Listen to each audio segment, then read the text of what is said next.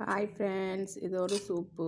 இது மட்டுவாழ் சூப்பு. பார்த்தீங்களா, மட்டோட வாழை எல்லாம் வெட்டிங்க தருவாங்க நாங்கள் உப்பு மஞ்சத்தூள் எல்லாம் போட்டு கழுவிட்டு நல்லா உப்பு மஞ்சத்தூள் போட்டு அவிச்சிட்டு கேரட் கொஞ்சம் போட்டு நான் எங்களோட கருவேப்பிள்ளையும் கொஞ்சம் போட்டு அவிஞ்சி வந்த பிறகு கொத்தமல்லி, சீரகம், மிளகு, சித்த மிளகாய் எல்லாம் போட்டு நல்லா கண்டில் அடிச்சுட்டு போட்டு சேர்க்கணும்.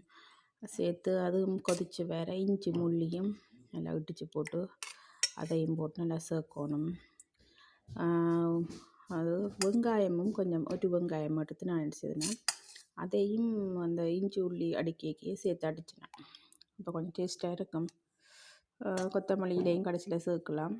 நல்லா அவிஞ்சி வேறு நேரி பிடிப்புக்கு தூக்கு எல்லாத்துக்கும் நல்ல ஒரு சாமான் மாதிரி சூப்பு வச்சு நீங்கள் அப்படியெல்லாம் குடிச்சு பாருங்கள், சூப்பராக இருக்கும். ஓகே.